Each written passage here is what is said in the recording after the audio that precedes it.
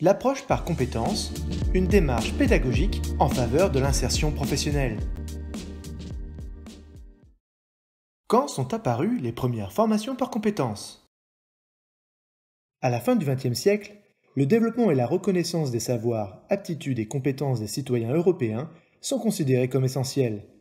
L'accent est mis notamment sur la nécessité de construire et développer des compétences pour mieux répondre aux attentes du monde professionnel et aux besoins de mobilité et d'employabilité. Depuis 1998, les instances européennes ont travaillé sur un cadre communautaire unique pour la transparence des qualifications et des compétences. Elles publient, en 2008, le cadre européen des certifications pour l'éducation et la formation tout au long de la vie. Ce dernier fait explicitement référence aux compétences en termes de prise de responsabilité et d'autonomie à tous les niveaux de formation. Qu'est-ce qu'une compétence? Utilisé dans des contextes variés, le mot compétence est polysémique dans la langue française. Gérard Scallon propose d'aborder la compétence en définissant d'abord ce qu'elle n'est pas. La compétence ne se réduit pas à un résultat, ni même à un ensemble de résultats observables. En cela, elle est différente d'un objectif. Elle ne peut s'évaluer au travers d'un seul exercice ou d'une seule tâche. Elle est évaluée en travers de situations ou dans des familles de situations. Elle n'est pas une capacité abstraite isolée de tout contexte. La compétence est contextualisée. On parle aussi de compétences situées. Elle ne se réduit pas à un corpus de savoir et de savoir-faire. On dit que la compétence est globale, voire englobante. Elle ne constitue pas l'aboutissement ultime de la formation. On parle de trajectoire de développement tout au long de la vie. Quelle définition de la compétence retenir? La littérature fait état de nombreuses définitions déclinées et enrichies par des experts issus de domaines variés. Management des ressources humaines, sciences de l'éducation, psychopédagogie, didactique, analyse de l'activité, etc. Nous citons ici Guy Le Botterf, précurseur de l'approche par compétences dans le monde de l'entreprise, Jacques Tardif, psychopédagogue inspiré par la psychologie cognitive, et Jean-Claude Coulet, spécialiste de l'analyse de l'activité. Chaque équipe peut retenir le cadre conceptuel et la définition qui lui paraît la plus adaptée. Quelles sont les principales caractéristiques d'une compétence? Prenons par exemple l'une des compétences du référentiel des enseignants-chercheurs. Concevoir des enseignements qui favorisent l'apprentissage de chacun. Cette compétence ne se résume pas à une somme de connaissances disciplinaires et d'habiletés intellectuelles ou éducatives. Elle est globale. Elle est multidimensionnelle car pour agir, l'enseignant doit mobiliser et combiner des ressources telles que des connaissances disciplinaires et pédagogiques, des habiletés méthodologiques, des attitudes adaptées au public et à la situation. Cette compétence s'exprime dans un contexte authentique, par exemple celui d'un parcours de formation organisé pour un public d'étudiants. C'est la performance académique, démonstration observable et mesurable de la compétence, testée dans une variété de situations authentiques ou simulées, qui permet d'évaluer que la compétence est exprimée ou non. Une compétence qui n'est plus sollicitée est facilement réactivée même après plusieurs années. On appelle cela la permanence de la compétence. Cette compétence s'inscrit dans une trajectoire de développement tout au long de la vie et va s'enrichir de la variété des situations rencontrées. Comment formuler une compétence? Avec un verbe d'action dont le sens est suffisamment large et englobant.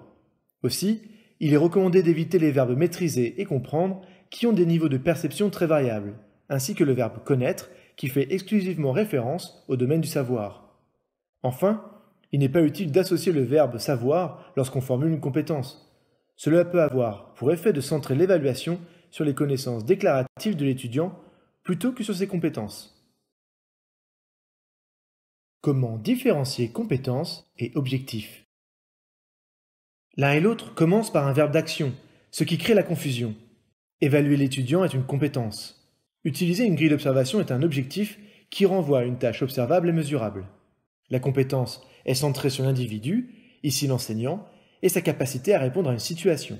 Elle mobilise et combine un ensemble de connaissances, habiletés, attitudes, expériences et stratégies. L'objectif est centré sur la tâche à exécuter et se limite, dans cet exemple, à un savoir-faire. En quoi l'approche par compétences constitue un changement de paradigme?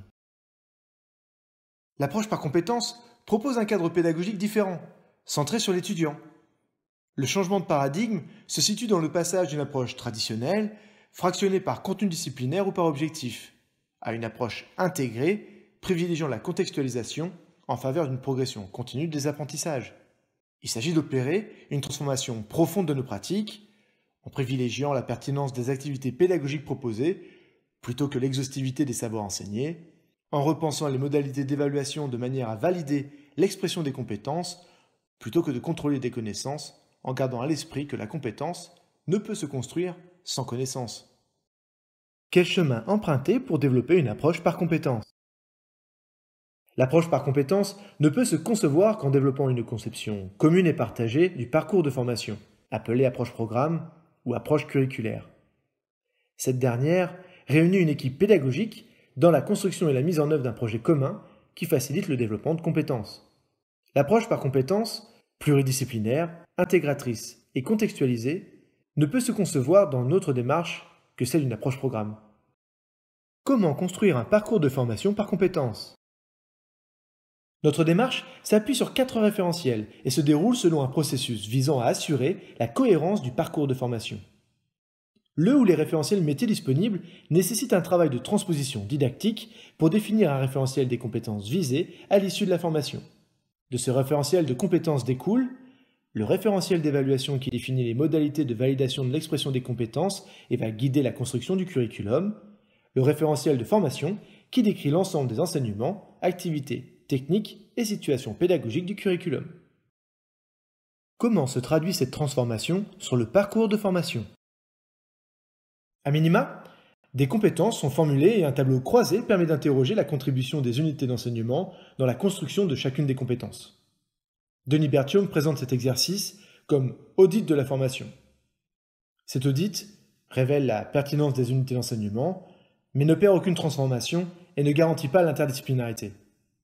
Un remaniement profond de l'environnement d'apprentissage implique d'entrer par les compétences et d'envisager leur développement tout au long d'un parcours de formation projeté en semestre, voire en année. Cette approche intégrée centre l'évaluation sur les compétences visées en situation plutôt que sur le contrôle de ressources disciplinaires et décontextualisées, dépassant les limites d'une pédagogie par objectif.